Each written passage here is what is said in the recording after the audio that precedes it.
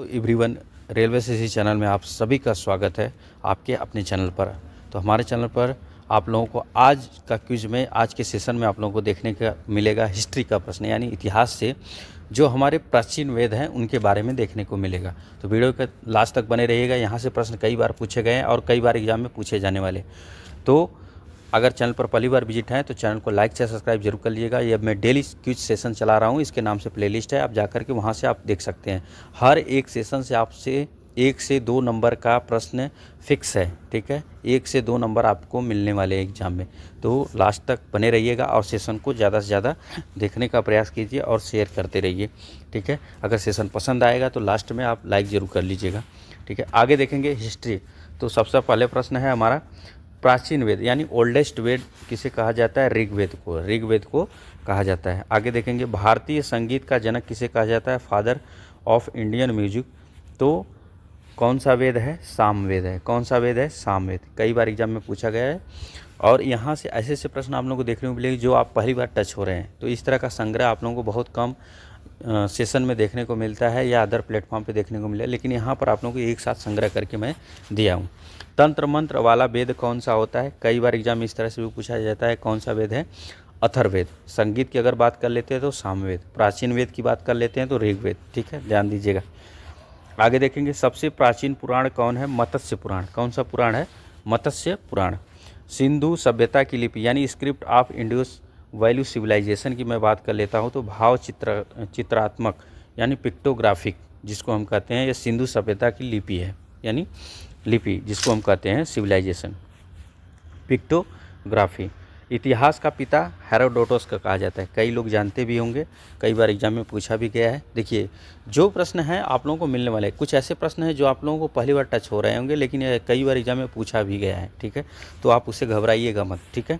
अगला प्रश्न देखेंगे, सिंधु सभ्यता की विशेषताएं, फीचर ऑफ इंडस सिविलाइजेशन, नगर योजना। उनका कौन सा योजना थी?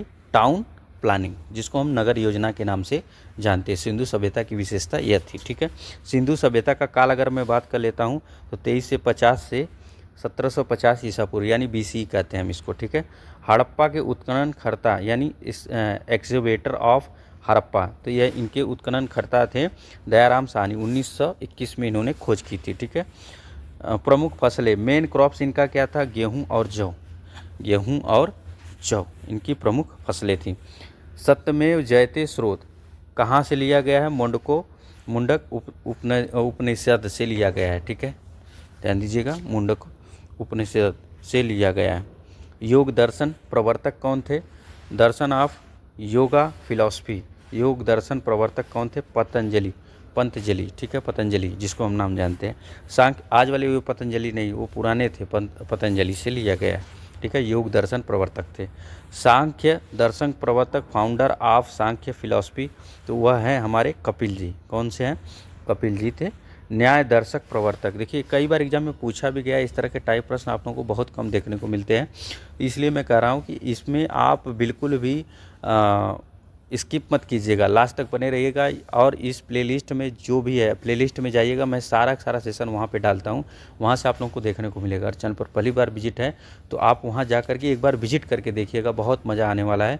मैं छोटा छोटा क्विज लेकर के आया हूँ, 10 से 15 क्वेश्चन या 25 क्वेश्चन का, जो आपको आसानी से याद भी हो जाते हैं और आपके नंबर भी गेन करा देता है एग्जाम में, ठीक है। तो बिल्कुल भी आप इसमें मत रहिएगा कि नहीं वहाँ से आपको प्रश्न नहीं देखने को मिलेगा।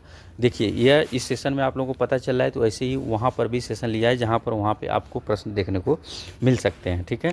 न्याय दर्शक प्रवर्तक अगर मैं बात कर लेता हूँ तो वह हमारे गौतम जी हैं, ठीक है, कई बार एग्जाम में पूछा भी गया है। पूर्व मीमांसा प्रवर्तक कौन थे? जैमिनी। कौन थे? जैमिनी। अगर आप लोगों को सेशन पसंद आया तो लाइक ज़रूर कर लीजिएगा। एक छोटा सा हेल्प चाहिए आपका, शेयर ज़रूर कर दीजिएगा। और चैनल पर पहली बार विजिट किए तो सब्सक्राइब जरूर कर लीजिएगा आने वाली नेक्स्ट सेशन के लिए, मज़ेदार टॉपिक के लिए। इसी तरह से अपना प्यारा सपोर्ट बनाए रखिएगा। मिलते हैं नेक्स्ट सेशन में नए मज़ेदार टॉपिक के साथ। इसी तरह अपना प्यार सपोर्ट देते रहिएगा। जय हिंद, जय भारत।